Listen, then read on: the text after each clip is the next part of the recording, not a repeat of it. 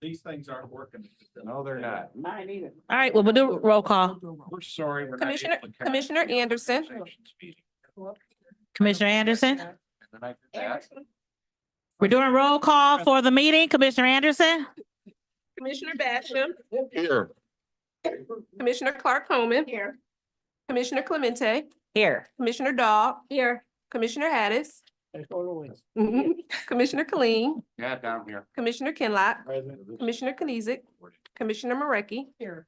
Commissioner Baker McCormick. Here. Commissioner Scott, Present. Vice Chair Pro Tem Badun, Present. Vice Chair Palomero. Here. Chair Bell. Here. You have a quorum present. Thank you so much. Next item, please. Approval of the minutes from the November 1st, 2023 meeting. So moved. It's been moved and supported. I think it was supported by Commissioner Kenizick. Did you say support? Okay. Yes, me, but Oh. that's okay. Commissioner Basham supports. Any additions, deletions, corrections to the minutes? Hearing none, all in favor, say aye. Aye. Any nays? Anyone wish to abstain?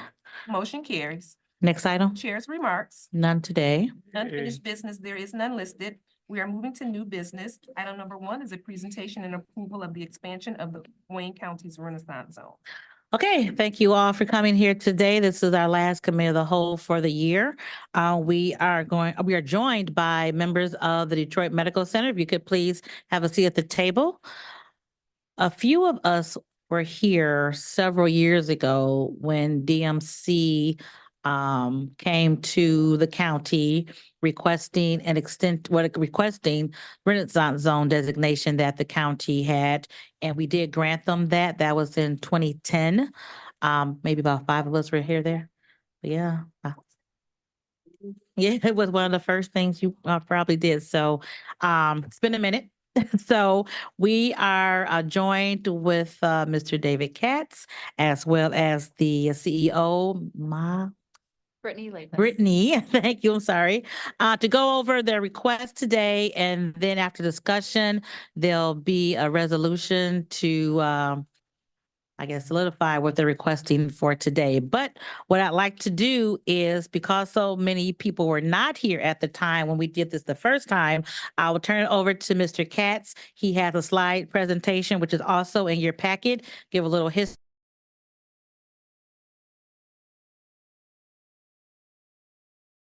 Calling this meeting and thank all of you for taking the time to hear our story. I'm here today with the CEO of the Detroit Medical Center, Brittany Levis, and our dear friend Deanne Williams is here with us as well, newest member of our team.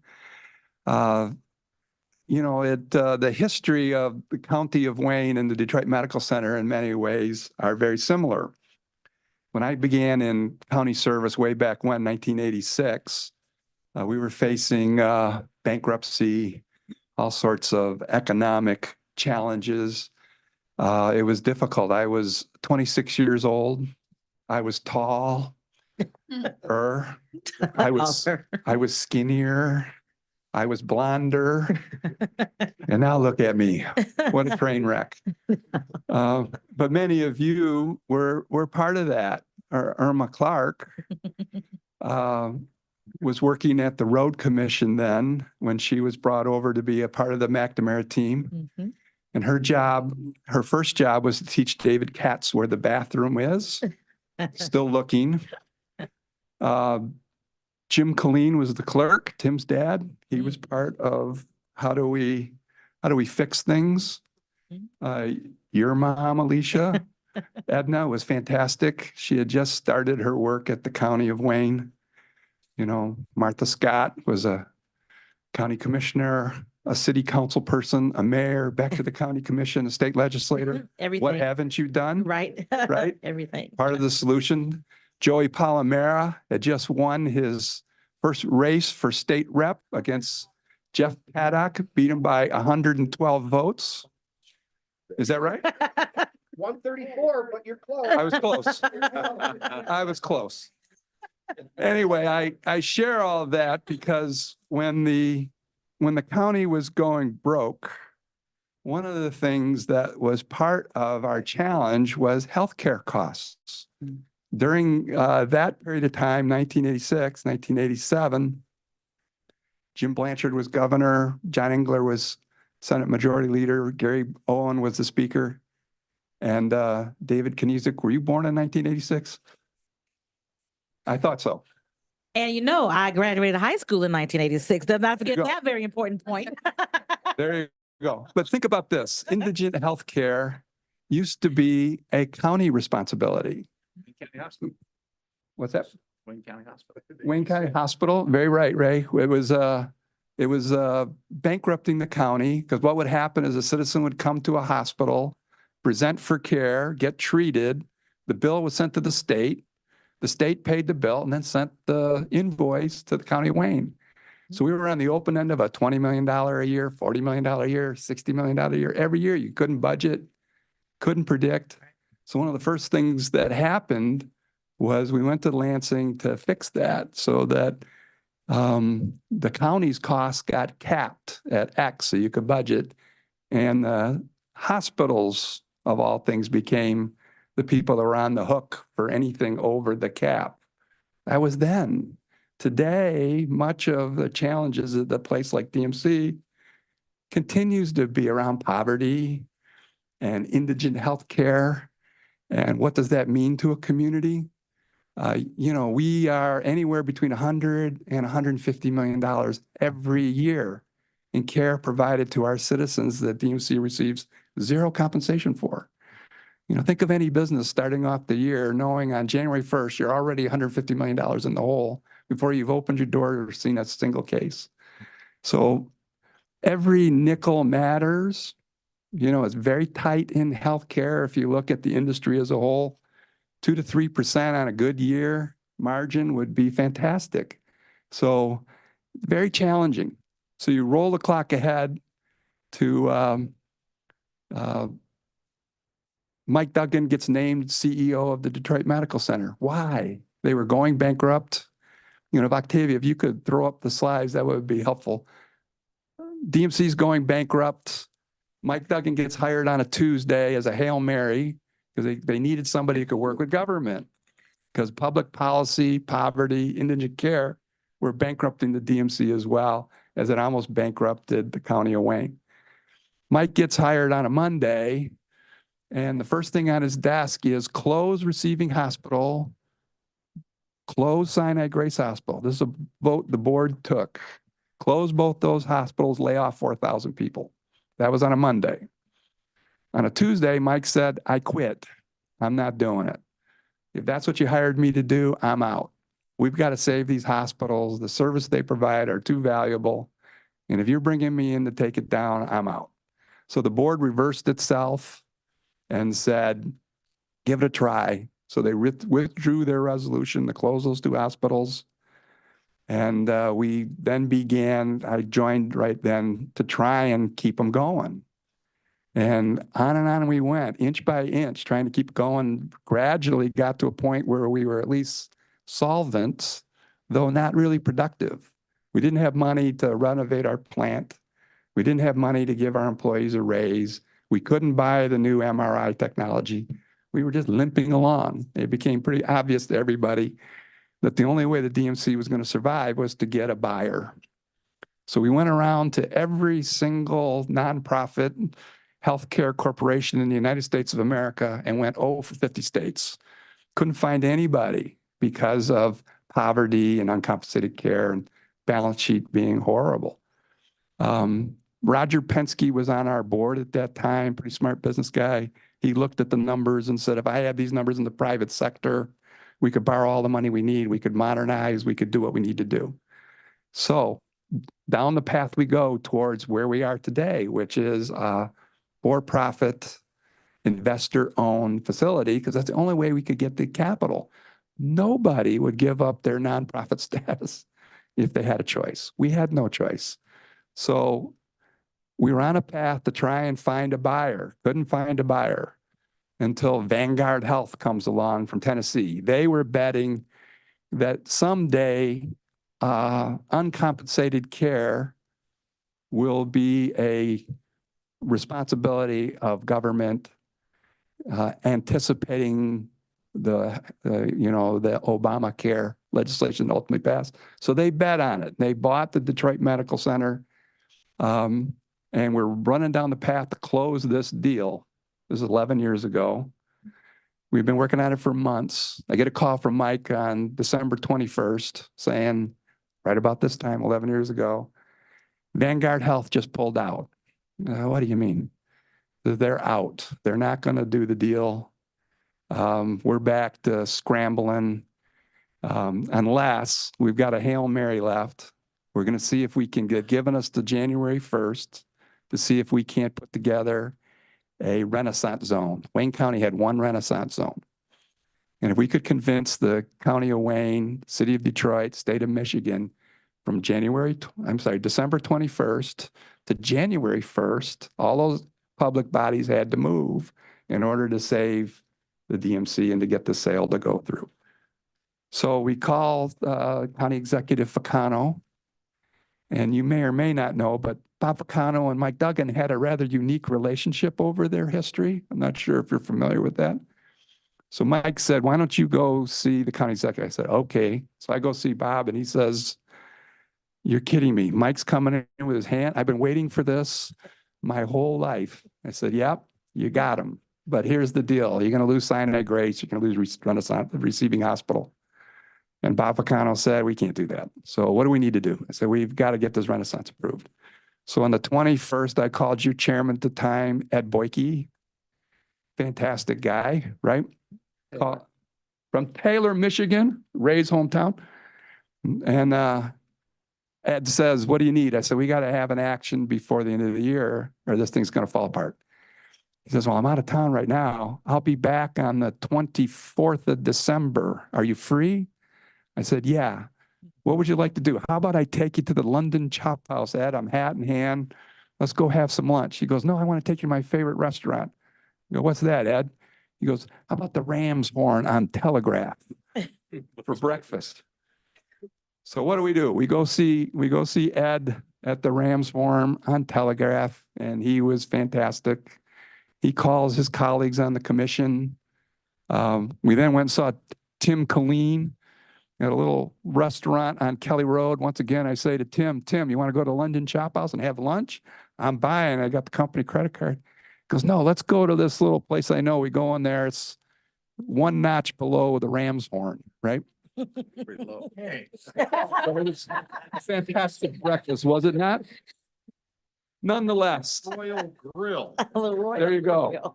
There you go. So we go have breakfast, and you know Tim reads everything.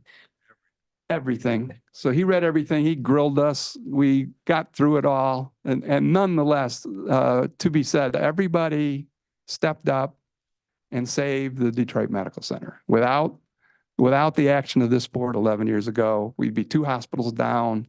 And once the dominoes start to fall, they start to fall. So it was an incredibly important part of our collective history. It was about uncompensated care. Today, we still face those challenges on uncompensated care.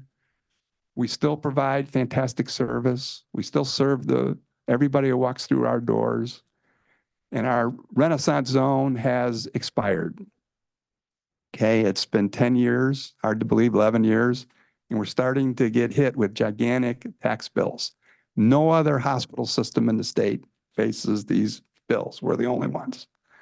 What we're asking for is a continuation of this Renaissance zone. What do you get? What do you get? Well, during the last 10 years, the DMC has provided more than $1.8 billion in uncompensated care to the city and citizens. We've kept all the hospitals open, none of them closed. That was another one of the promises. We continue our mission in education. Nobody trains more doctors or nurses than the DMC. I would argue that our entire reason for being is community benefit. This is not a battery factory. This is not an office building. Everything we do is for community benefit, I could argue. And if my friend Octavia could slip a couple slides here, we'll add some visuals. You know, here's a key stat. When we talk about our competitors, most of our cases are Medicaid patients. You barely break even on Medicaid reimbursement. versus our competitors, because we are in a competitive industry, 38% versus 18%. That's the amount that we're getting hammered. We're a 20% deficit compared to our competitors. Nobody has the kind of footprint we have to deal with. Nobody's dealing with the poverty we have to deal with. Octavia, if you could go back to there's an earlier slide. There's one more before that. Then this thing here is hard to read. Yeah, the next one. You got a little map of the Tri-County area. Yes, we're the Detroit Medical Center. We wear our banner proud that we're from Detroit. We're also from Wayne County. We're also from Oakland County. We're also from Macomb County. We're a top 10 employer in each of those communities. We have hundreds of facilities throughout the Tri-County area. We serve over 1 million cases from all of your districts. We're a state resource. Every county in the state of Michigan sends cases to the Detroit Medical Center, and most of the states in the union do as well. And this chart here, as you can look through it, gives some of the key stats to help make that point. Octavia, if you could go to the next one. You know, this is the slide I was referring to, the payer mix. We don't have Blue Cross Blue Shield cases. We wish we did. We don't. Throughout the county, we're dealing with the least of these, and they tend to come to our place. And when you're spotting everybody 20%, it's very difficult to make the ends meet. Octavia, you go to the next slide. And here's the other thing that is most important, I could argue. In 1987, there were 20 hospitals in the city of Detroit. Today, there are 6 for our DMC. Without a Renaissance zone, it's tough to imagine that Sinai Grace or Receiving Hospital will be able to keep going. And when people say, well, you're just bluffing. Really? These are all our competitors and our friends. If you hit the next slide, Octavia, this is the list of all the hospitals that have closed in Detroit since 1987. I didn't say 1977. I didn't say 1967. I'm saying since 1987, 14 hospitals have closed. If you approve this Renaissance zone, what do you get? You get a guarantee from DMC, we won't close. We're going to stay for the life of the deal. We're going to continue our education platform. We're going to continue our uncompensated care commitment, and all the things of the last agreement we're going to do. These are the headlines that we've all had to face. You go back, Octavia, one more. That we want to avoid. This is the way it looked way back when. This is what we're trying to avoid. And it's very difficult to make a go of it without these kinds of assistances. Now, if you go to the next slide, Octavia, you know, we hear this a lot. Well, you're a no good Texas company.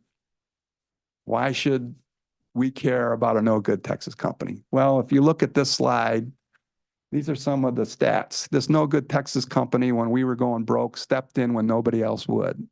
They put $850 million into our plant, built us a new children's hospital, built us a heart hospital, redid Sinai Grace, redid Receiving Hospital, emergency department, took over all our unfunded pension liabilities, ate all our debt, and became the savior of our system. We also pay a lot of taxes. Our employees, as you see this slide, paid, can't remember the number, $31 million in income tax.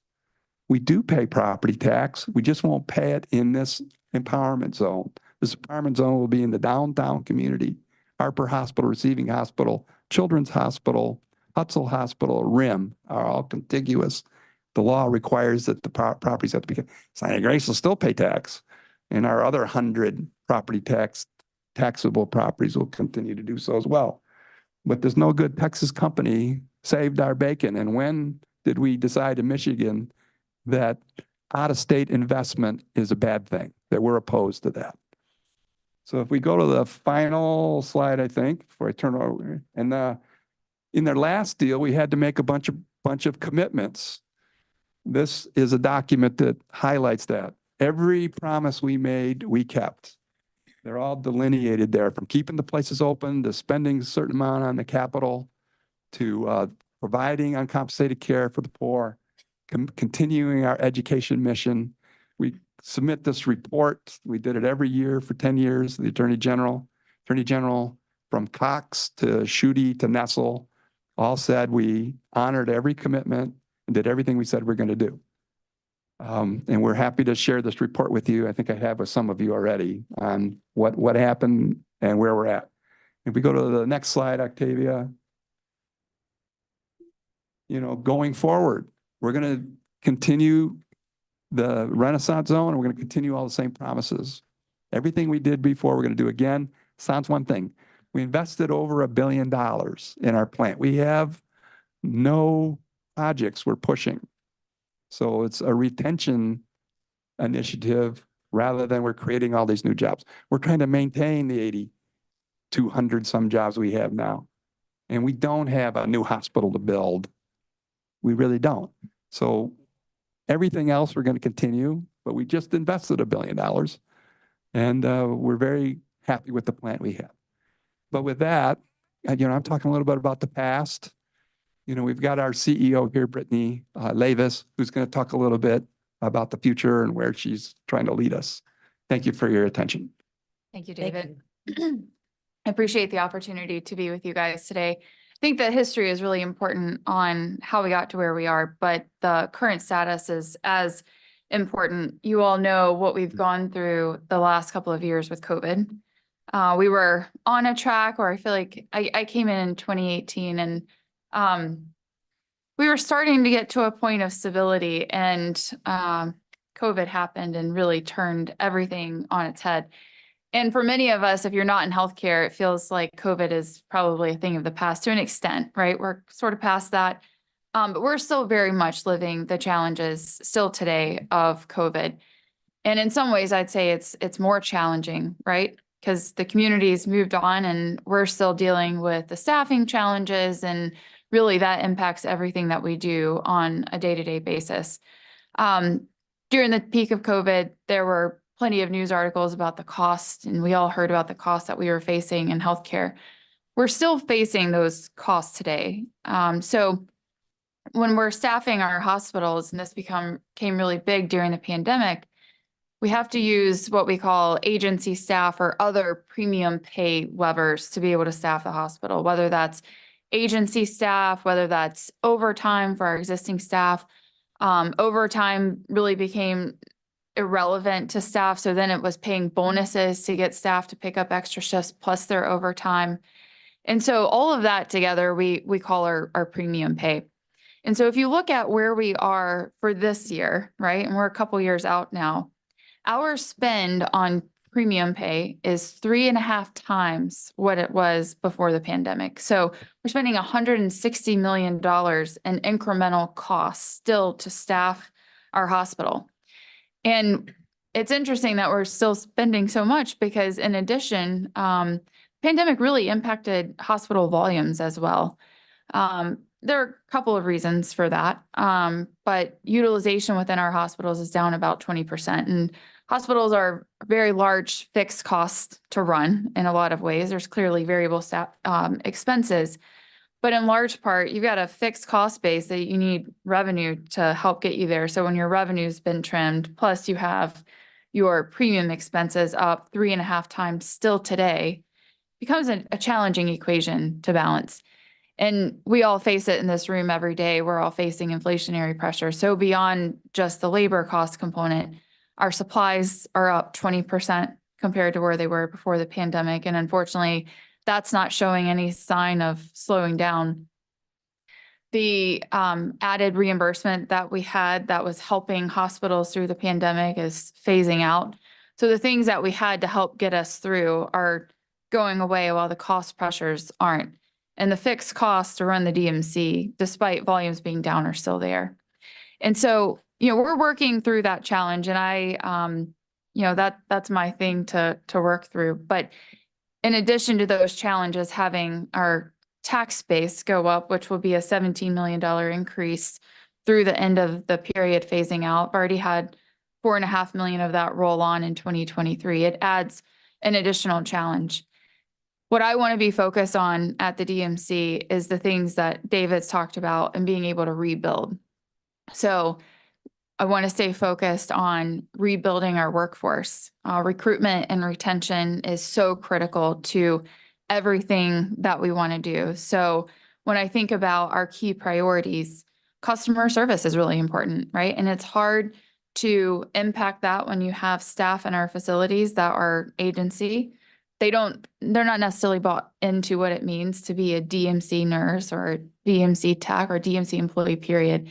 And so we've got to stay focused on building our own workforce back.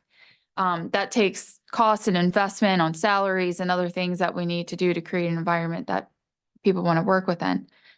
The other thing that we really need to stay focused on is our emergency departments. We all know that our community still today, even though there's improved access, still waits to get care until it's an emergency. Primary care and doing routine things is still not something that our community does on a routine basis. So our community still relies on our EDs to be there. The DMC emergency departments need to be the fastest in Wayne and Oakland County, and we used to be. And I have our team focused on getting back there so that when you or a loved one or a community member comes in, you're going to get in and out for your care. Those are the things that I really want to stay focused on. I want to be able to continue operating facilities where we don't pay attention to what your insurance card is. That I think that gets taken for granted sometimes. I've worked in other hospitals around the country, and that's not a standard. So Medicaid is usually deprioritized, and your commercial patients are really what you're focused on. At the DMC, we are agnostic. And I love that about us, and I want us to be able to stay true to that. But I need the 17 million or whatever it ends up equating to annually on our property tax to not become a new challenge that I have to divert. Because at this point, we're not in a position where we're gonna be able to roll on an additional $17 million in cost. So I want to stay focused on those things versus pivoting to how am I trimming $17 million of costs out of the DMC? Does that mean closing services, eliminating staff, closing hospitals? I don't want to direct attention to that and stay focused on the things that I believe are important for the DMC and for the community. So with that said, we'll take questions. Thank you so much for your Thank you. presentation for both of you. Thank you for joining us and the information. Thank you, David, for the history. Thank you, Ms. Lavis, for letting us know what your goals are moving forward. But I do have a list of speakers.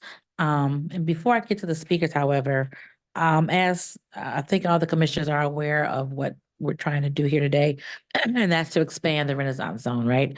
So, but with that, as David spoke about the conditions, if you will, of what that means, so that we are making sure that we are getting something for that, would be, again, the promise not to close any of our hospitals, making sure that we continue to provide service to indigent, and I say we, but the DMC provides service to the indigent and low-income community, maintaining the commitment to medical education, clinical research, which is all very important, and then making sure that they focus continually on hiring and staffing.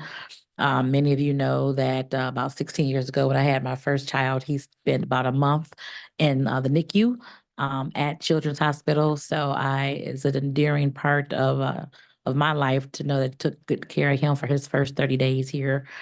So this is an important conversation. Again, we did it 10 years ago. Hopefully, it'll pass today to support the same. But we do have a list of speakers. I'll start with Commissioner Irma Clark Coleman. Well, thank you, Madam Chair.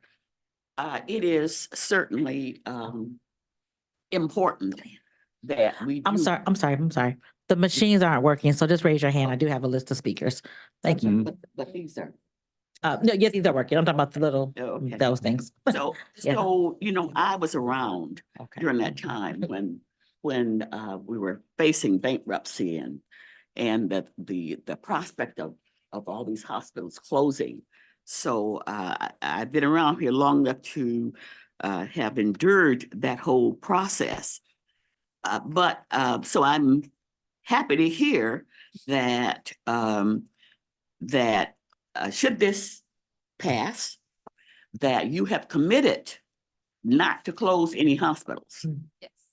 Because I know that Sinai Grace is probably one of your biggest headaches. However, it is a neighborhood hospital. And sometimes you gotta invest in, you have to prop those up better, that when you're losing them, because you need to have hospitals out there in the neighborhoods. I know that, so I'm glad to hear that. My next question is, you've got to have other players too. You've got to have the state to buy in, and you've got to have the city to buy in. So can you please explain to us where the state is on this and where the city is on this? Sure. A fantastic question. We've met with the county executive, Mr. Evans. He is supportive. We met with the mayor of Detroit, Mike Duggan. He's supportive. We've been working with the governor and her team. They're supportive. And we've been working with the MEDC and the Michigan Strategic Fund, which will ultimately have to approve this. They're all supportive. This Renaissance Zone extension that we're looking to accomplish also requires legislative change to existing law. In the fall of this year, the House, led by our great speaker, Joe Tate, led a proposal, a bill to address our concerns. It passed 72 votes, 55 Democrats, 17 Republicans. And we have commitment from the minority leader, Mr. Hall, that we need 2 more votes to get immediate effect, and he's promised to get them. He's in agreement that this needs to move forward. And the bill then got stuck in the Senate. We have all the Democrats on board and at least 8 Republicans in the Senate as well. And the minority leader, Eric Nesbitt, has committed to me that he'll put it through for immediate effect, meaning, as you know, Irma, having lived there. So we do have bipartisan support. We do have every branch of government on board and every key player from the governor to the county executive to the mayor. And we're here asking for your support as well. Thank you. That answers my question. Thank you, Commissioner. Commissioner Kinlock? Yes. So,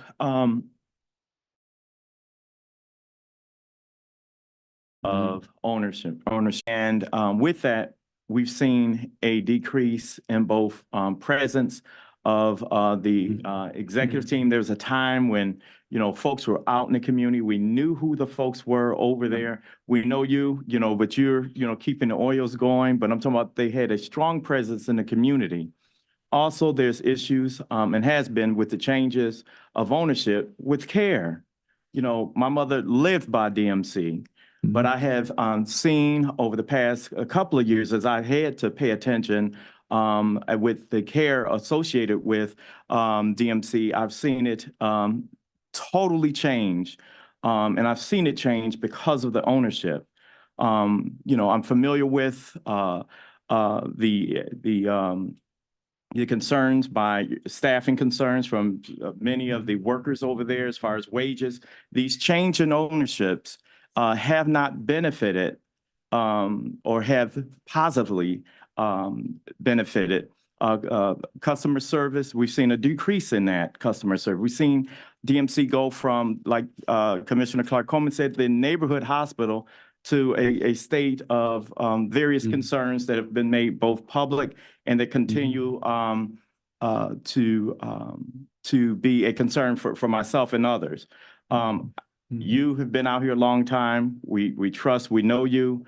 I'm seeing, and it was good that I had conversations with Dion Williams, but we need to see you more often. Yeah. We need to see the improvements. We need to, I also want to ask, my question is, another question I want to ask is, how many of the employees who are in the footprint of this, who would be working in footprint, or who currently work in the footprint of the Renaissance Zone, are actually Detroit residents?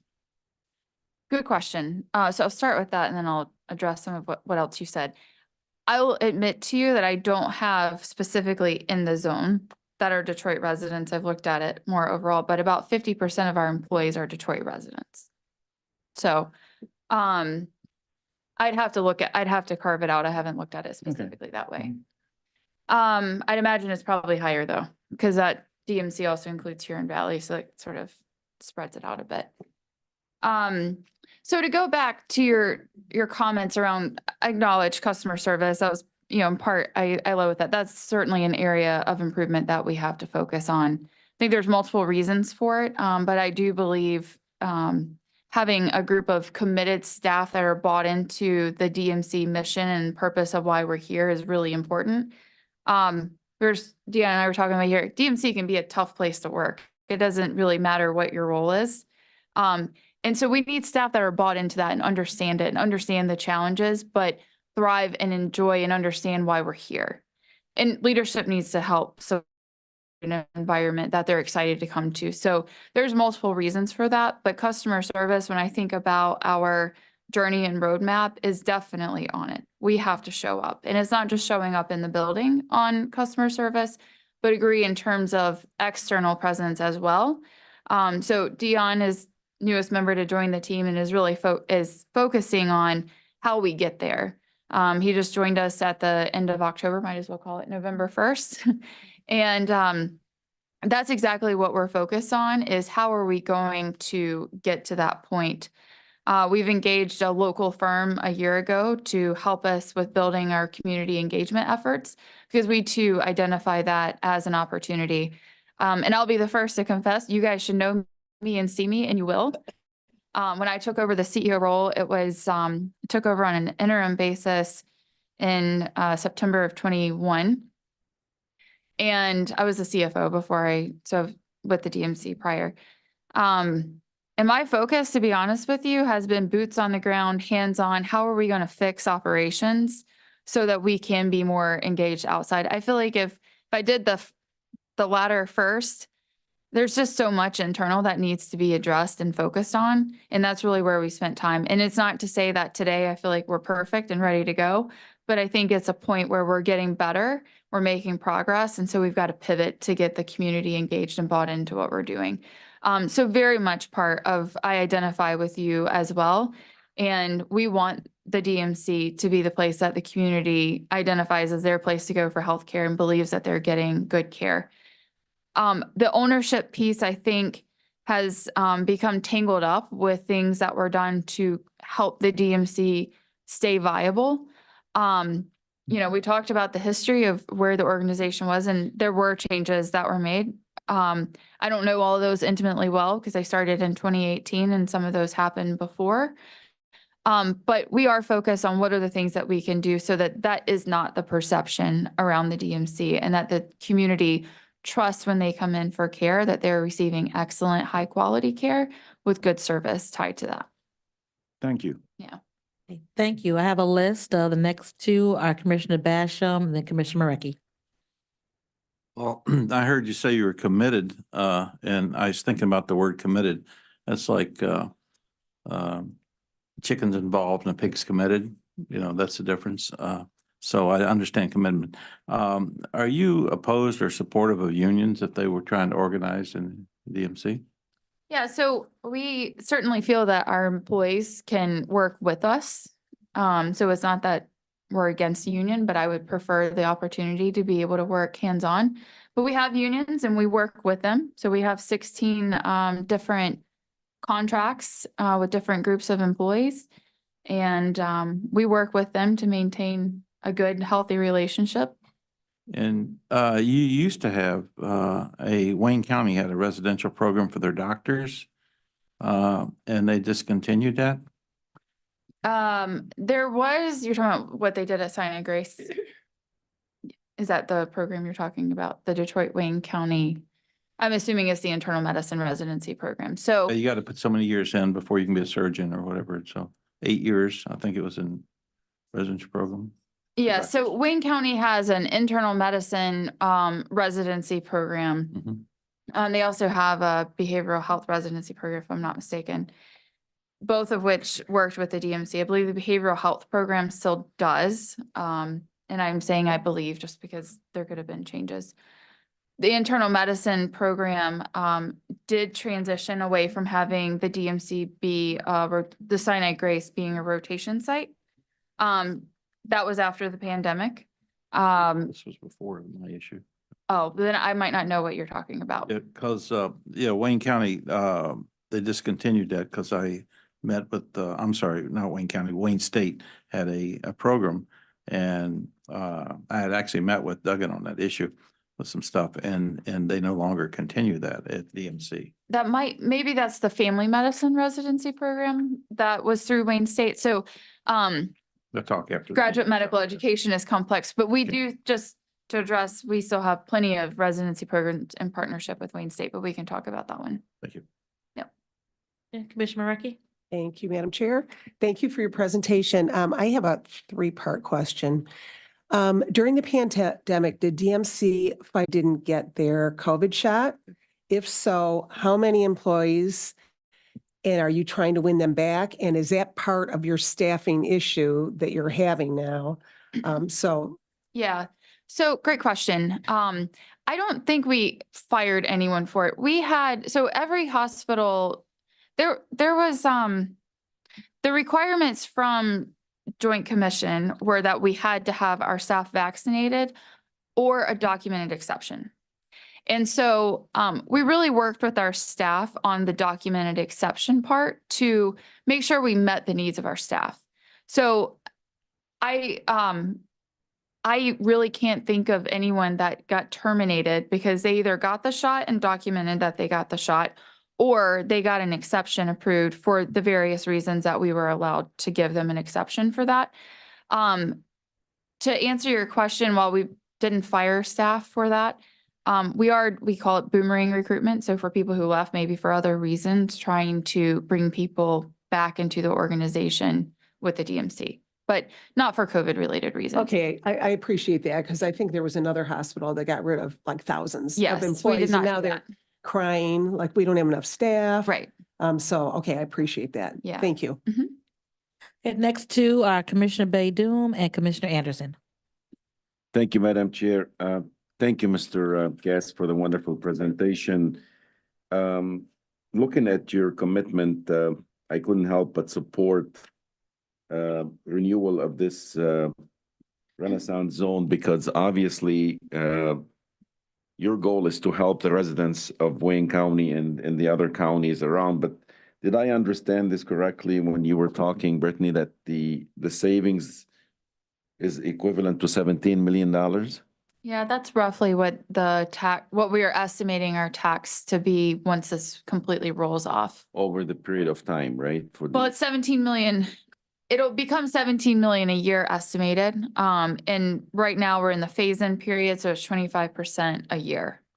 So once the phase out completes, our incremental tax bill would be about 17 million a year. Does that answer the question?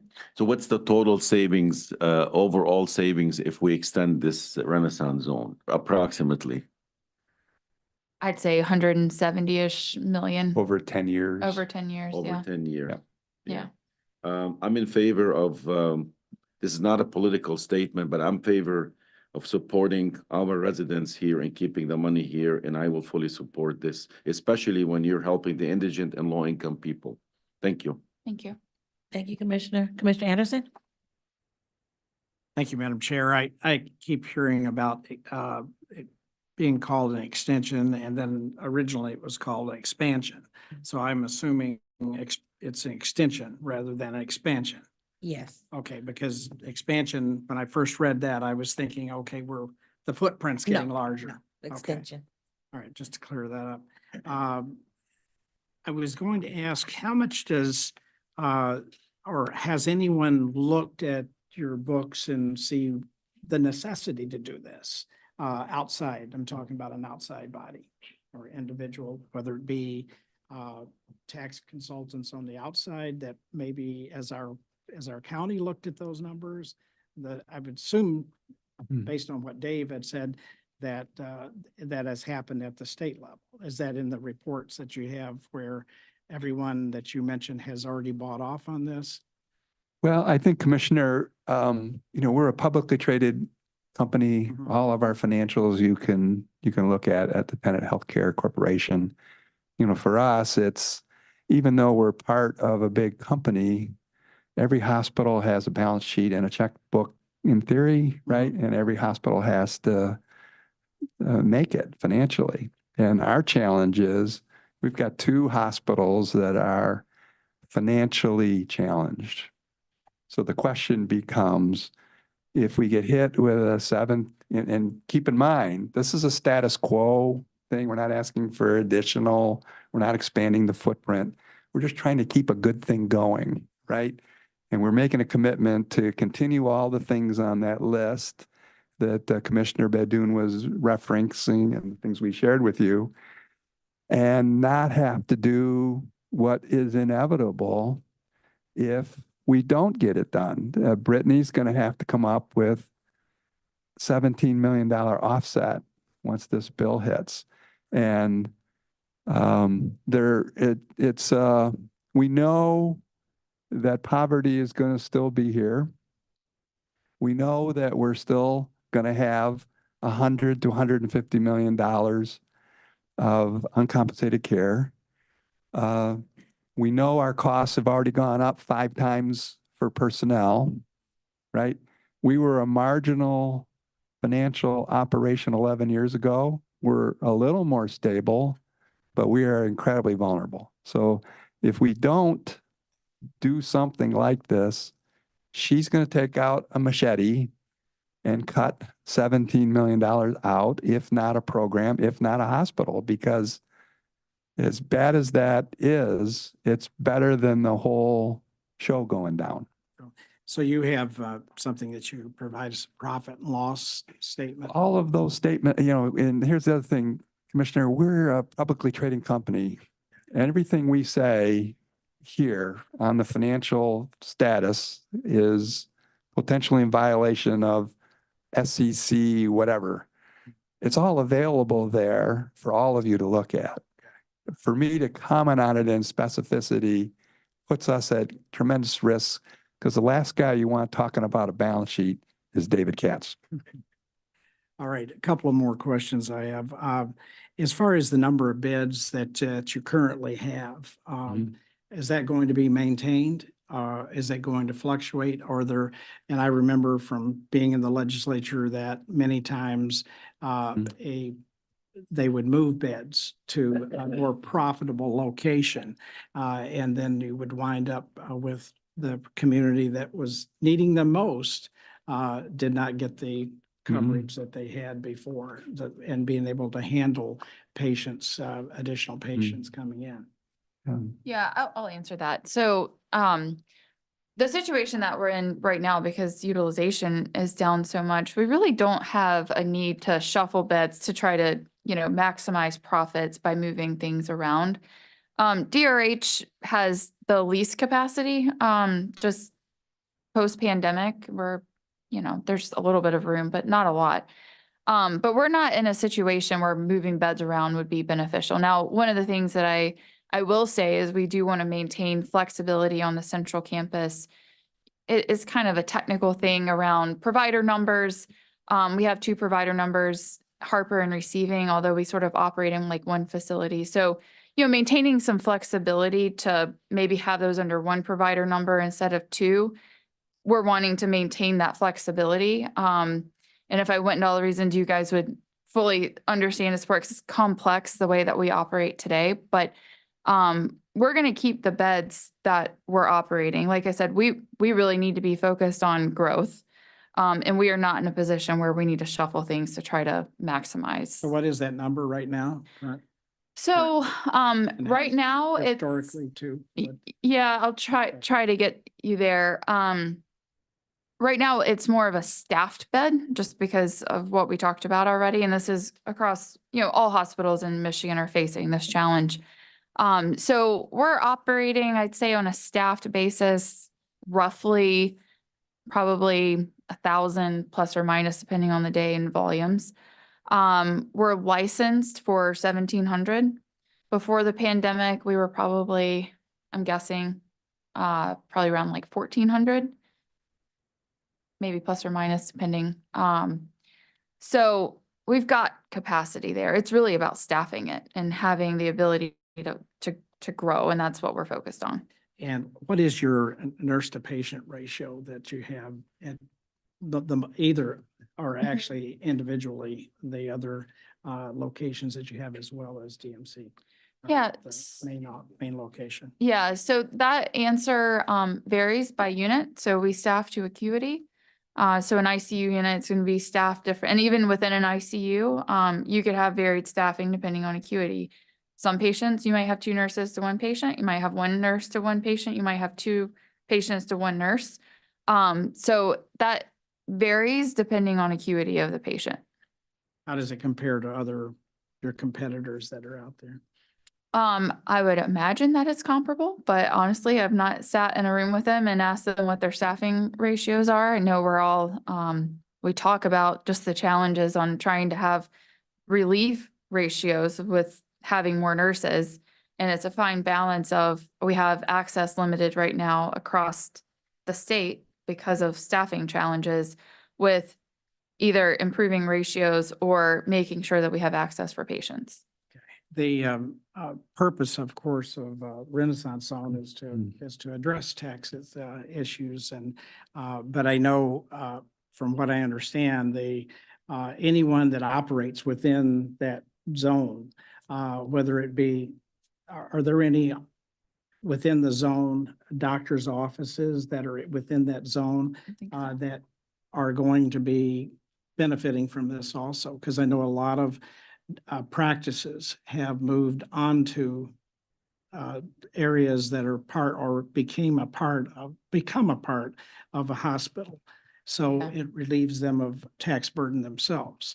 Well, And that's becoming a yeah. very big issue for communities losing dollars. Well, we have some office buildings on the campus that doctors operate their clinics out of. They're part of the Renaissance Zone today. So we do fill up our own Harper Pro building, for example, right next door to Harper.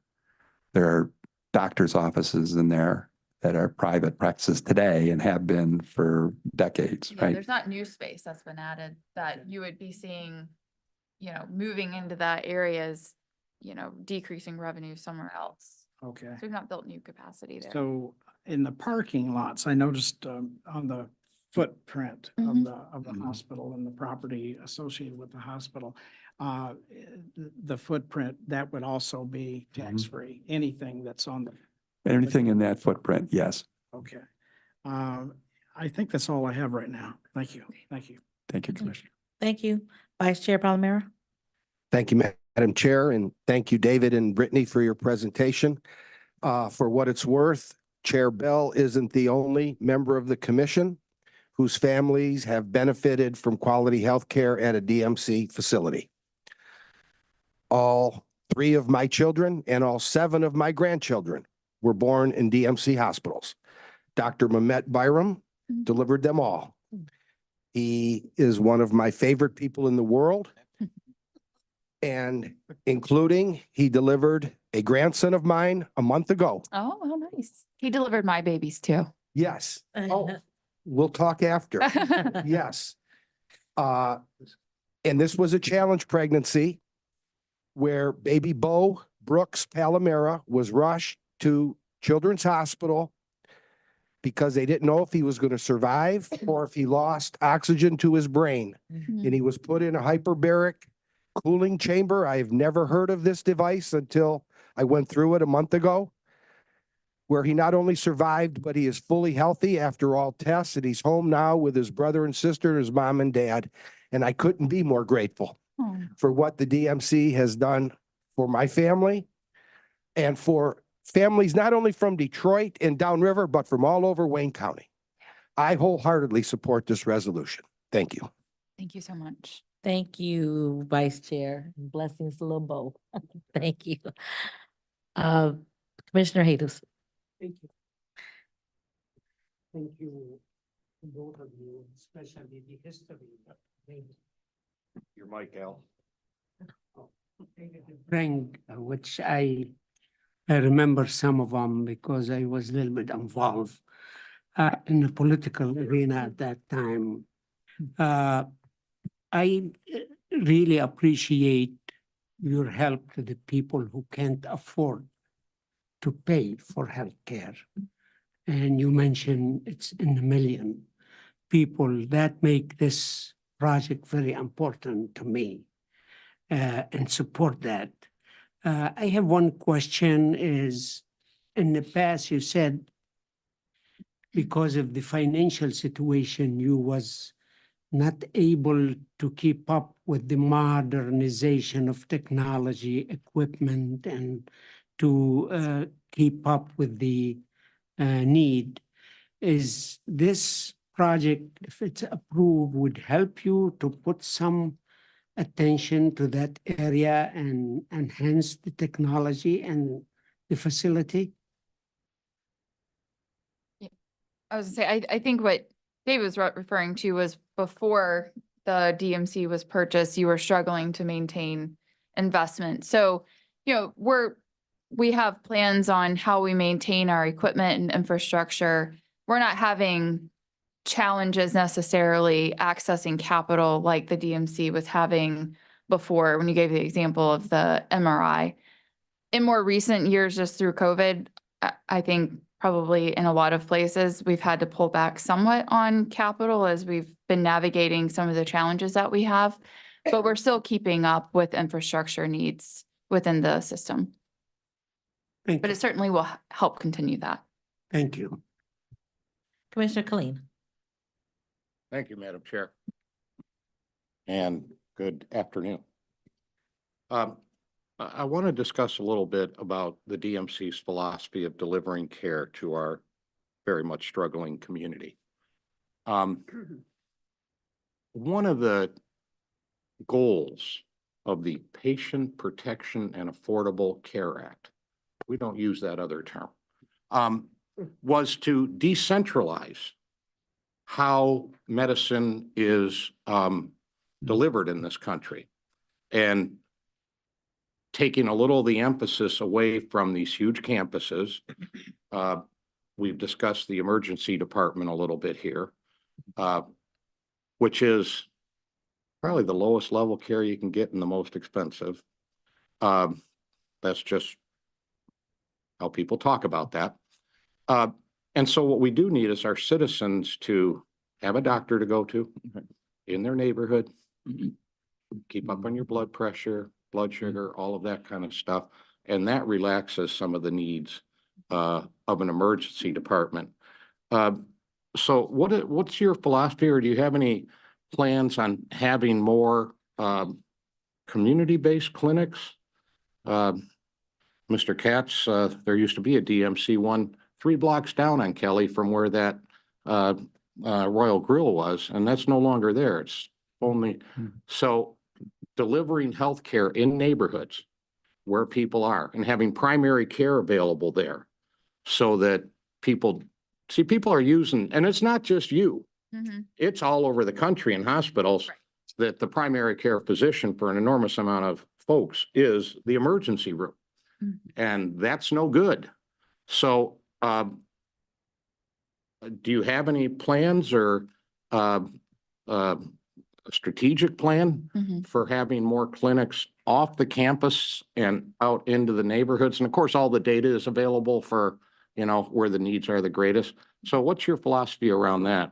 Yeah, thanks for your question on that. So for DMC operated facilities, right now our focus is going to be on the hospitals, but we too agree that having access to care in the communities is really important. So one of the things that I'm working on is partnerships with our FQHCs, federally qualified healthcare centers, that really are built for exactly that purpose in communities like this. Well, we're doing that over at Authority Health. I'm on that board. Yeah. And so we are meeting right now with actually trying to get in with all of the different FQHCs. The DMC is an important part of their operation. They need affiliation agreements that they can use to attest, as I'm sure you're aware of. And so we partner in that way. And then also on helping them navigate the complexities of the specialty care and screenings and things that they need. So my philosophy right now, this could change, is let them operate the primary care access points. We need to do a better job of leveraging the over 1,000 plus residents that we have at the DMC. So if you know, think of it on average, we probably have 300 graduate a year. Probably a third of those are medicine specialties. So having retention and ways that we're connecting our residents with FQHCs because they're struggling on hiring primary care physicians and how we can help be their partner to expand primary care access in the community. Well, we have a GME program too. I don't know if you're aware of it, which also has about 300 in it. And people sign up for that on the basis of they want to work in underserved areas. Yeah. As doctors, that's what they want to do. So I'll do a little check-in and maybe get folks in touch. I don't know how much you have talked with Authority Health. But I think, you know, we need all these resources together. It can't be just on big campuses, Right. right? All the data shows that. Yeah. Everywhere. And I think we're in the business of improving. 87 counties, Wayne County has the worst outcomes of the 87 counties in Michigan. That's one of those foundation reports that comes out every year. So to make headway into that, I understand where you're at and I understand what your financial, but I think also reaching beyond that. So I look forward to future conversations on this, because having people right in the neighborhoods, right? Yep. Not everybody can find their way down to Woodward. Yep. Transportation's a huge challenge. Yeah. Well, there's no public transportation. High percentage of our residents have no personal. So they're kind of, and then they have a crisis. Yep. And call the EMS. And they're not getting the best care. So to improve care overall for our citizens in Wayne County and the city of Detroit. So I hope to have conversations about that going forward. Thank you, Madam Chair. Thank you so much. Okay, thank you. Our next three speakers, Commissioner Baidoon, Commissioner Scott, then Commissioner Kinlock. Thank you again for the opportunity. I forgot to mention. Oh, I'm sorry. I'm sorry. I Commissioner thought- Scott. I'm sorry, I did know it, but she had. Okay, I'm okay. sorry. Scott did Baidoon, but I did. Close enough for government work, Tim. Commissioner Scott. No, it's not. Say stuff. Thank you. Thank you, Madam Chair. I guess I'll support this, but I've lost all my hospitals. I don't have any in the Detroit area. Hamtramck does have a federally funded.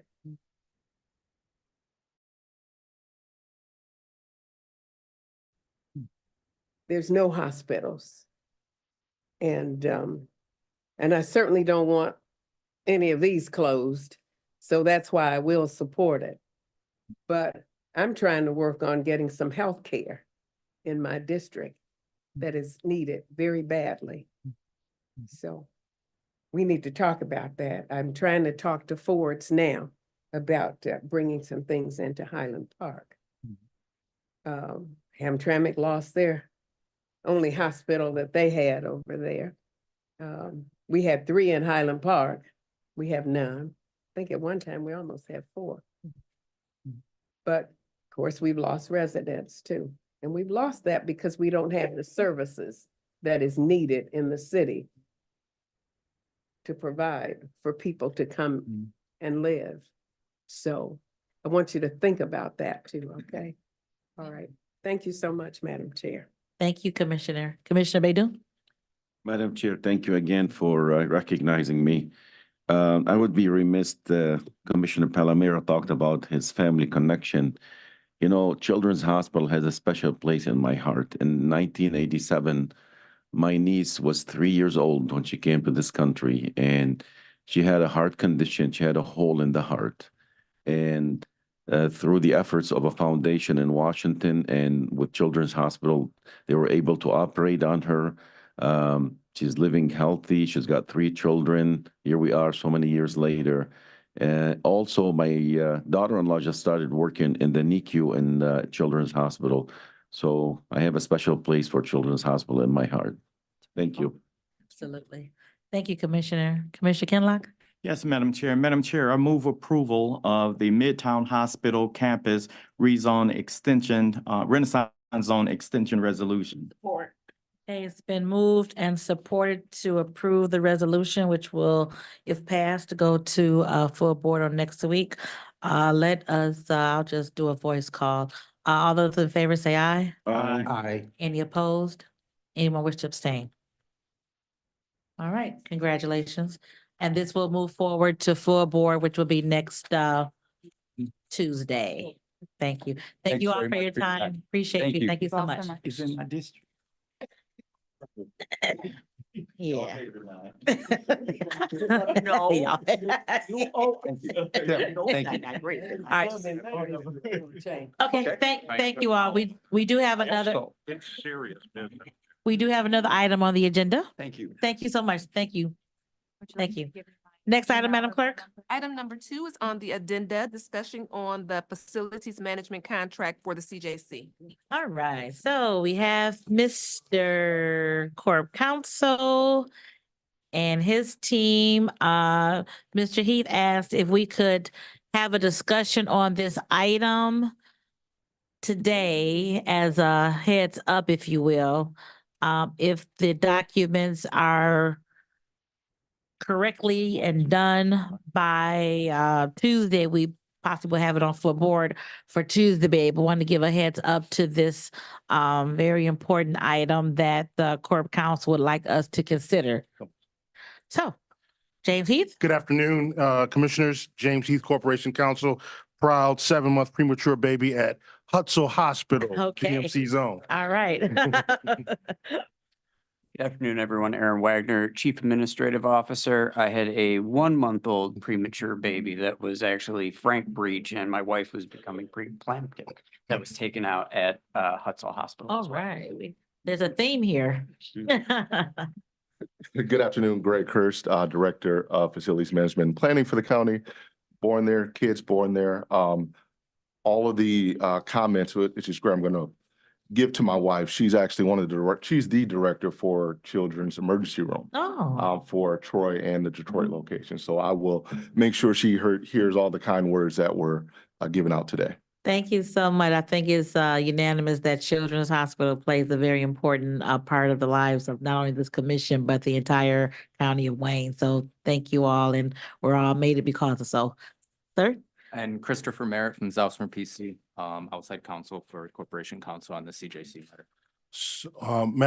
Madam Chair, thank you so very much for, number one, agreeing to put this item on for the 19th, our last full board of the year, and for giving us a few minutes. I recognize that we are late added, uninvited guests, and the hour is late, so we'll be extremely efficient as we go through things.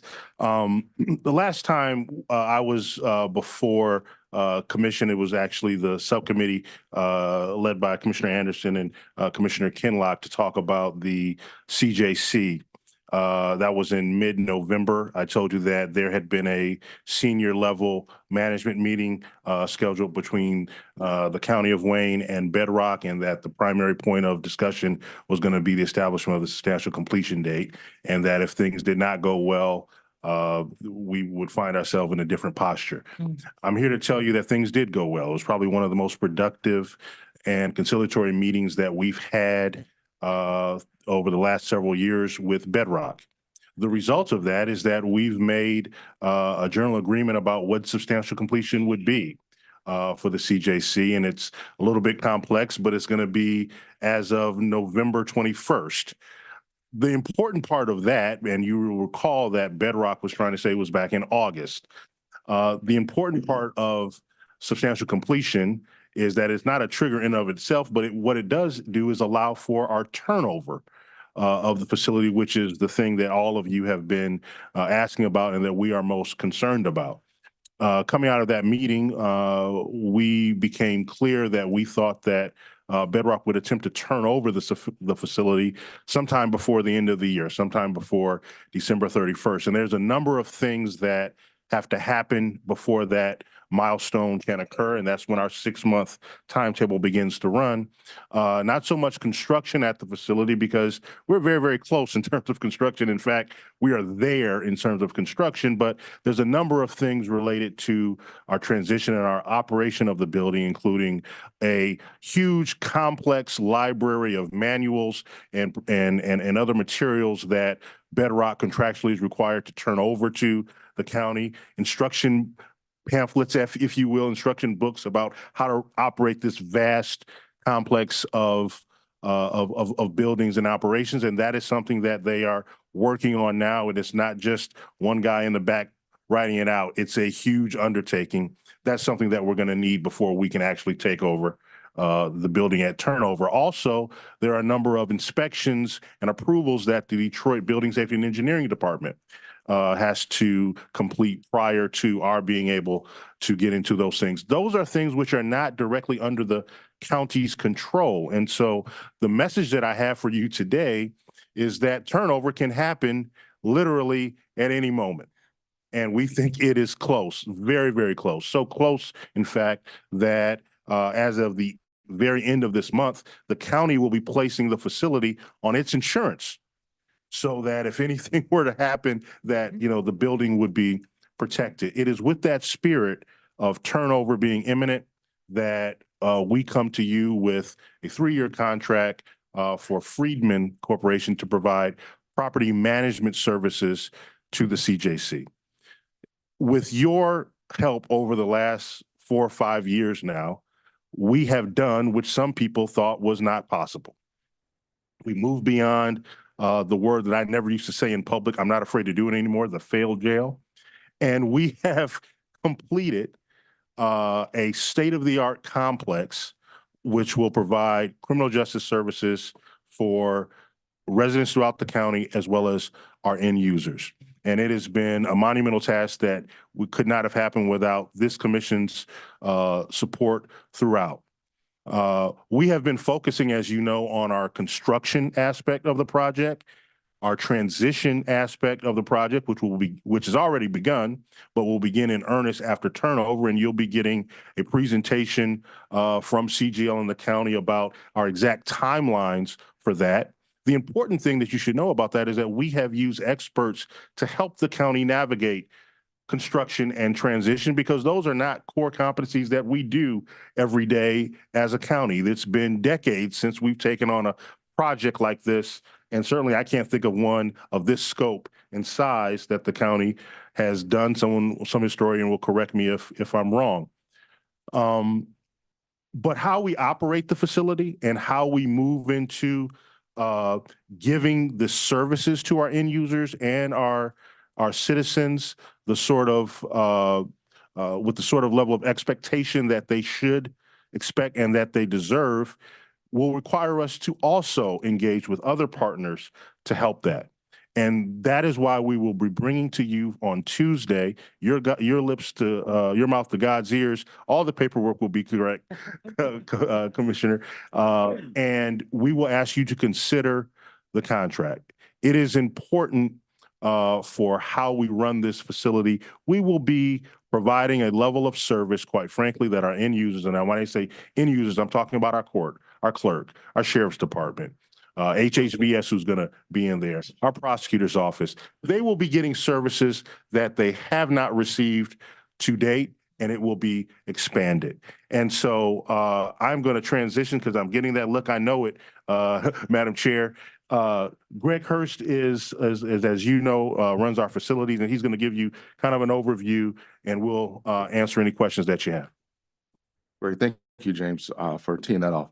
So, you know, I want to say, and I look back to my short tenure thus far with the county, and I was thinking back to, you know, the day where I came in front of this board and was voted in to be the director for this new facilities management planning department. And one of the things that I wanted to, in my introduction, was to impose on the board that my expertise is centered around strategic planning and change management. And I was brought in with the understanding that there would be a lot of opportunities for me to exercise those skills, right? This is one of those things that truly is in my wheelhouse and makes me happy. And the reason is I thrive on problem solving, changes, and how do you make that work within an organization? And so where we at today, I want to set a picture looking at how we, and I say we, facilities management and planning, how we deal with the maintenance and how we deal with the buildings as they are today. A lot of them are up in age. We do a great job with keeping things moving. Now we have a new model where we can move from putting out fires and making sure things, just simply work on the day-to-day basis. Now we get to look at preventative maintenance. Now we get to look at taking a brand new complex and having this thrive. So the goal is 10 years from now, when we walk in, it looks as good as it does day one. So I want to set that. Now, how do you do that? Currently, my department is not set up with that model it's in mind. It's a theory that we have, but we're not set up staff-wise. We're not set up with the manpower and the skill set currently. And that with this contract, this is the start of that change. So change management, I say, is one of the things that I do well. Well, how do you do that? You get people that understand the processes, the procedures. They have also the expertise. You get them at the table, and then you start hitting the work and hitting the ground running, and you hit the work. What we're looking to do with Freedman is to bring them on as an extension of the county. What that means is there's a skill set that Freedman's going to bring to the table that's going to help my department and the county as a whole build upon this new model. When I say new model, we're bringing in services that are currently performed individually by the stakeholders that are going to be collectively moving to the new CJC. So now we have the opportunity to streamline operational processes surrounding buildings, infrastructure, which will, quite frankly, I think relieve some of the potential stress that you see on departments that have to maintain that component. And when I say relieve that, it allows them to focus on the actual work that they're doing on that day-to-day basis. So that's facilities gets to take that on and relieve some of that stress and that strive there. The expert that we're looking at is Freedman. Freedman will be coming in, and there are certain components that facilities just doesn't do right now. So we're looking at the addition of warehouse services for the county. Currently, we don't have a warehouse department. We don't have a functional warehouse where we have manager, drivers, stagers, and things like that. This will be one of the processes that we will be creating as a county. Freedman has that experience. Full janitorial services for the entire complex. Now we're consolidating contracts that we more than likely have 3 or 4 that exist with some of these services. Now we're consolidating into one. That also creates the potential for how we, down the line, start looking at IT, buildings. We're looking at all these additional infrastructure pieces and how we bring those together and how we work together in-house to make the model and the processes and procedures to do this better in the future. A mailroom where now all of the constituents and stakeholders within one complex will have a centralized mailroom. So there's a multitude of components: the parking, the security for the parking, the monitoring of the parking lots, because we know we have several lots that are right there, some off-site. We have to think about how do we effectively manage the internal and external components of this complex. So those are some of the major things, and there's a plethora of other things that in collaboration, this contract will allow facilities to be highly effective, more efficient, and really have a true collaboration of how we look at our buildings, our portfolios, and how we effectively move forward with managing this work. Another thing, just I want to briefly add, it adds a 24/7 component for the as far as how we can we have a call center. We'll have turnaround when it comes to issues. One of the things that we do have the benefit of, the first year we do have, we have some warranties, which gives us a little bit of breathing room. But day one, it also makes sure that, it forces us to have the opportunity from day one to partner with Friedman and then a facilities team to create those policies, those infrastructure that, quite frankly, some of them have to be ready day one. So for a contract like this is not something that begins, when the CJC opens. This is something that begins when the ink is still wet and we get to the table like this, but it's a smaller group and we're preparing for day one at the CJC to open. Okay. Aaron, did you? Yes, I just wanted to also address how we came to selecting this contract. The county leadership, in addition with the transition teams and the stakeholders, worked together, put out a solicitation. The stakeholders, end users, so the courts, clerk's office, sheriff's office, were part of the evaluation team to select Friedman. Through this, there are a number of services that Friedman will contract out on the county's behalf at no markup to the county. That's something that, they're getting paid for their management services, but any snow removal services or the like would be at a pass-through cost to the county. Additionally, a number of the suppliers that were selected through this are suppliers that we either utilize currently, or both of the individuals that bid on the solicitation. There's about a 90% overlap as to who they identified would be best suited for local agencies and businesses to perform these services on the county's behalf. One thing I do want to address as well, this is a 3-year contract, but the beginning stages, there's going to a whole lot of heavy lifting. You all know a lot about the 6-month time period we've discussed. Literally every single county employee, whether an employee of the court, sheriff's department, our team and the executive level, will be working to get out of the county existing facilities and into the new facility within that 6-month time period, so that we don't come anywhere close to the $500,000 a month penalty that we've all been talking about.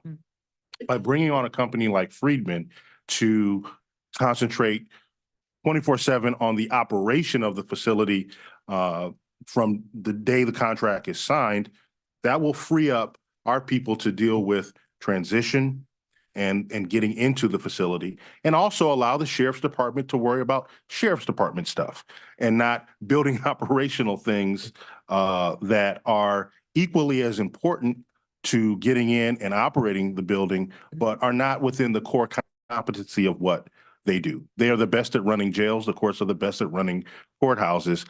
We don't want them to have to worry about those other services that are important to keep this building a state-of-the-art facility today, tomorrow, next week, 3 years from now, and then at some point when we're all no longer working here at the county. Question, how many people do you have on staff right now, sir? In your division department? So there are approximately 58 tradesmen. That's including foremen, sub-foremen, and our tradesmen alike. 58? Approximately. And the purpose of this contract is to free up those 58 folks to do everything else in the county except the CJC, and Friedman you're offering them to us to facilitate and to manage just the CJC? No, that is a great question. Absolutely not. So one of the things that was my charge is, I want to make sure that the workers that we currently have within the county continue to work and thrive on a daily basis on the same work that they're doing, that they're performing. So when I mentioned Friedman would be, it's truly a collaborative effort, because the tradesmen are specific to the maintenance of HVAC, plumbing. They're that trade that focuses on the functionality of our MEP systems, mechanical, electric, and plumbing systems on a daily basis. They will continue to do that at the CJC as well. there's a little bit of a pivot there on their work because now they get an opportunity to work and design what the preventative maintenance plan looks like. Like I say, versus responding to a call that something is not working or not functional. So actually their work increases, if you will, because they get to look at, it's a little tough to say that publicly, but it does increase a little because now we have to change the mindset. So they're doing the current work plus preventative work as well. What Freedman is going to do is work on things that we don't do in the facilities department, such as we do not directly manage the janitorial services for the rest of the county. We do not currently run and operate a warehouse. The warehouse services that will be necessary and housed out of the HQ, so that because of the limited space or for storage for the new facility, we have to have a full warehouse team that understands. I'd look at it as more of a warehouse logistics team that is briefed on and has the skill set of how to kind of almost run this like a Costco, if you will. This will not be a facility that, and I'm speaking to the warehouse, where we just throw things and leave them there. There has to be a functional staff that's going to work directly with the sheriff's department and the other stakeholders in the building. They're also going to be, we don't manage the parking lots, if you will. So we don't have staff to look at cameras that manage that. Also, the process and procedures that are behind what does this look like and how do we make sure that we do this correctly? Those are some of the things that Freedman brings to the table that we currently don't focus on within and don't have the manpower. It's not that we wouldn't focus. We currently don't have the infrastructure and the manpower within the facilities management planning department for some of these things, and quite frankly, majorly the items that Freedman will be covering. So there is a collaboration there. No one in my department will be, a reduction of work. As a matter of fact, like I say, there's going to be a new focus for the members of my department and my team. Okay, I have a few questions. Commissioner Anderson? Thank you, Madam Chair. Just wanted to ask, when you were seeking a company to do this, how did you request proposals from to be submitted? Yeah, so it was a public bid on BidNet Direct. So it was a request for a proposal. I don't have the numbers in front of me, how many individuals or companies received the solicitations, but we did receive 2 bids. What was the other company? Beanstalk, which Beanstalk is works with 400 Monroe as a subcontractor. They're the facilities manager of this building. Okay, and the company that you settled on, they have all their own employees, or they contract out also for the services? So there will be direct employees that will be dedicated to this project. And there are subcontractors. It's within the package that there's a list of subcontractors that they'll be working with as well. Some of those direct employees will be housed right in facilities maintenance's office space, and they'll be working hand in hand.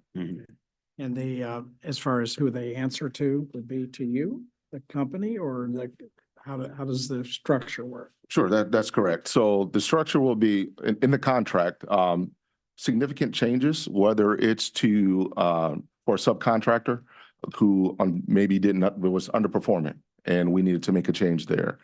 I have facilities managers that will be on site. I also have a division director of facilities management where all of this flows up to. So we'll have boots on the ground at the building that will directly oversee this contract on site on a daily basis. So there will be direct collaboration as well between Freedman and county staff.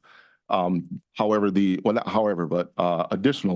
as far as the contract goes and the safeties that we've put in place actually flow up through my department and would have to be approved by my seat in order to make significant changes to any staff, subcontractors, including Freedman. So there were a lot of stopgaps that we made sure as a team, executive team, to put in place to protect the county. So has Freedman ever managed a facility like this that includes a jail? They have managed a number of secure facilities both federal and state, throughout the country. And so that was one of the things that was, impressive, about them. And one of the reasons that Greg's talked about the library of policies and procedures that they're going to be helping Greg and his team work on. And so a lot of that experience comes out of managing those secure facilities. And so that was one of the things that we honed in on. One of the things that I know, Commissioner Anderson, you've been interested in from the committee side is the work that our end users would like to have completed post turnover. One of the functions that Friedman is going to be doing is managing the construction. So we've talked a lot about the altering of the non-jury courtrooms that the court would like into jury courtrooms. And so that's going to be 100% county cost. That is going to be construction work that we are going to have to manage. One of the things that they are going to start as soon as we get on site is getting estimates and quotes for what that work will look like, how much that work will cost, and beginning to get it done so that by the time we move into the facility, God willing, we're going to move into the facility. I don't mean that. I'm saying, God willing, by the time we move into the facility, those courtrooms will be changed, and we'll be meeting the specifications that the court is looking for. So that's just another important function that I know you're well aware that Friedman's going to be working on as well. It sounds like we're moving into a different model totally, that a county facility now is going to be handled by, as far as the maintenance and everything is going to be handled by an outside contractor. And is this company, I guess what I'm looking at, because it sounds like, well, we're not displacing employees, we're preventing new employees from being hired to do this by having this outside contractor do this work and be the management company. So I'd just like to know too, what's the history of this company as it relates to unionization of the employees? Are they allowing that in other facilities they're involved with, or do they have their philosophy, I guess? What type of record do they have? Well, I guess unless someone knows exactly, I'll say one thing. We will get information about union issues and the like to you unless someone else knows offhand. So allow us to, good question, and we'll get back to you. What I will say though, and Greg may, this is really an expansion of what we're doing and bringing on folks who have a core competency in this. And you're right, we are entering a new model in the sense that we want to provide more for our end users than we have ever done in the county. And, the worst kept secret in Wayne County is that we are moving from a criminal justice complex to what down the road may end up being a campus that has other uses and will be expanded. It's important to start off properly, to get off to a great start so that as we move into this facility, operate this facility, and hopefully expand, that we keep things on the right track. And so, this is an opportunity for county employees to do more.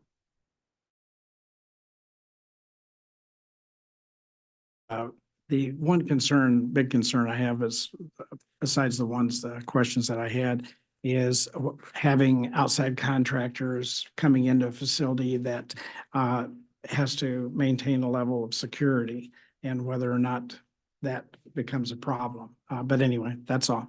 Thank you. We can address that if you'd like. I mean, sure. One of the obligations is one that facilities will have oversight. Your mic on, sir? It is. Okay. It is. That, fair enough.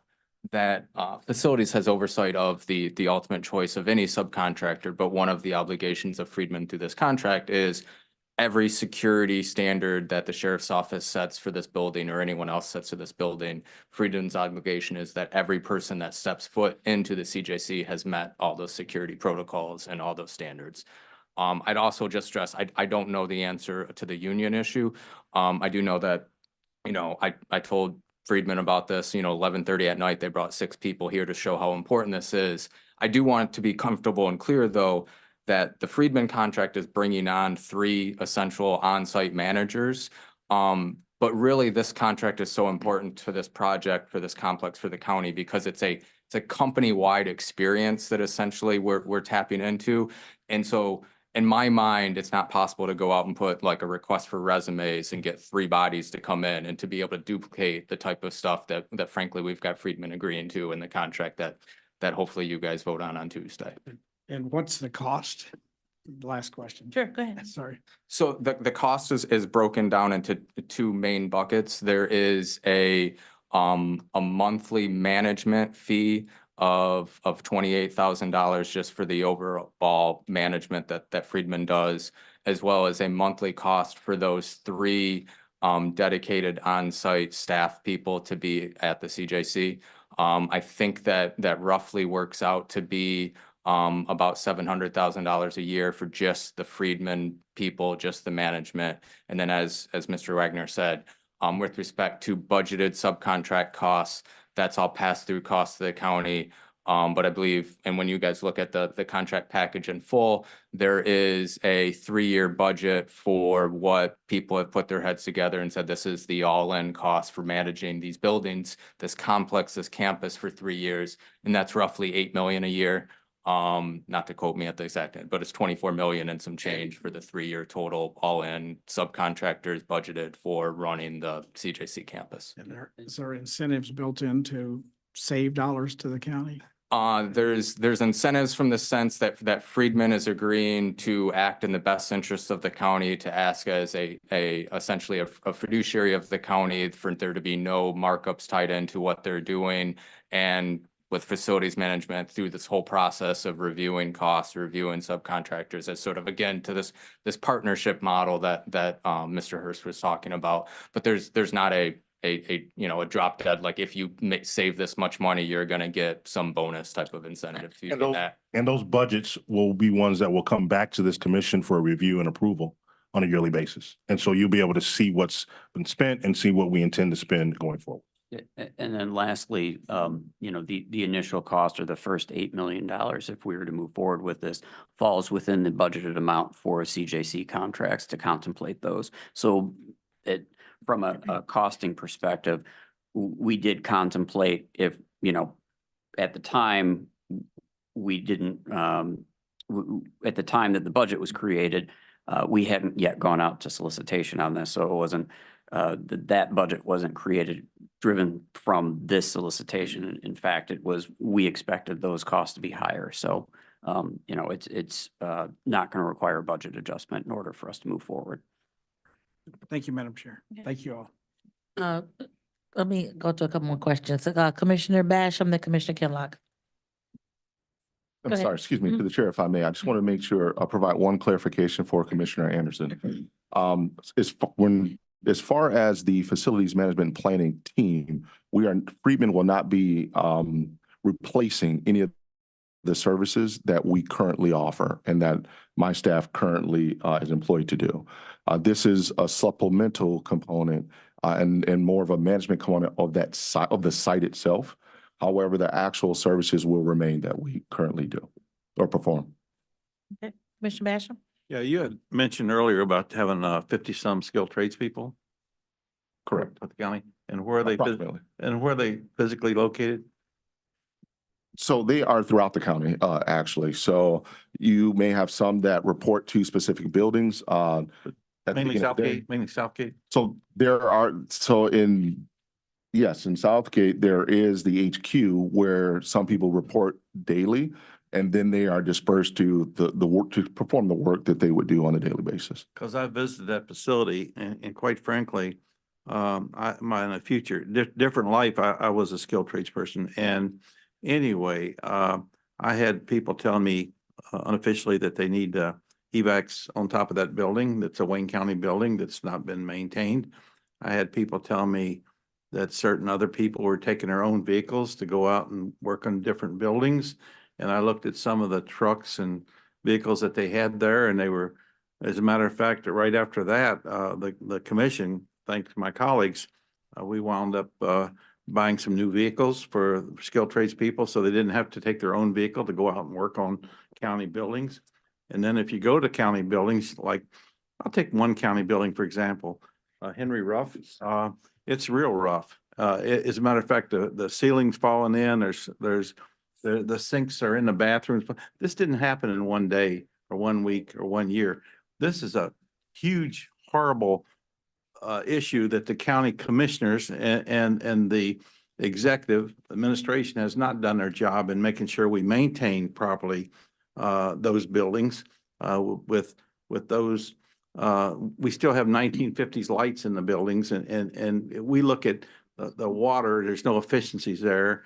And it's like, so how many buildings and what is the plan and when are we going to have something to where I appreciate where you're going with this and I think it's absolutely the right direction, but we need to look at the other part too.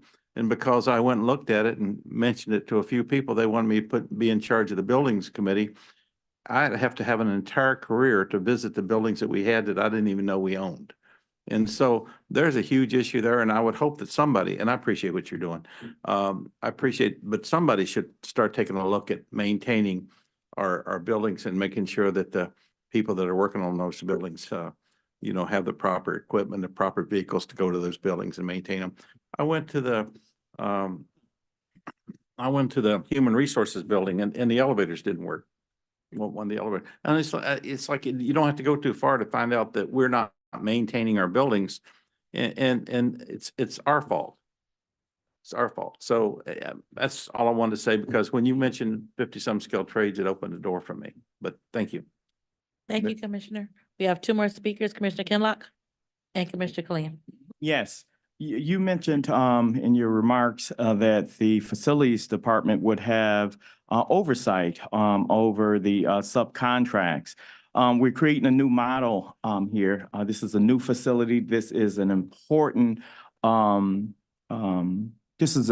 milestone for the not only the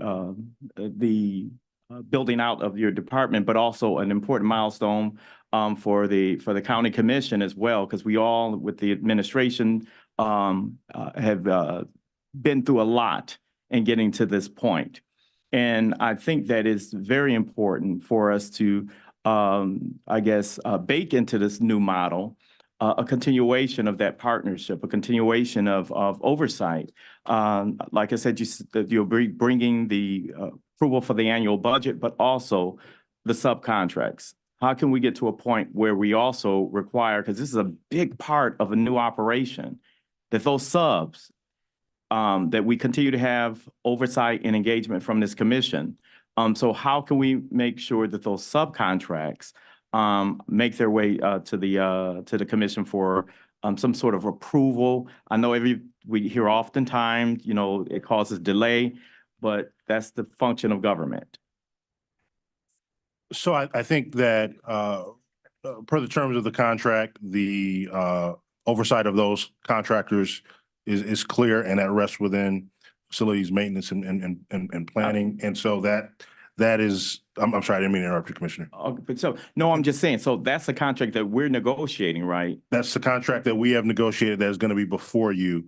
What will happen as we go in the next year and then the years to come, as we come and present that budget, along with those numbers that will be presented, will be, Greg Hurst presenting to you the contractors that have been used, the services that they have provided, the level of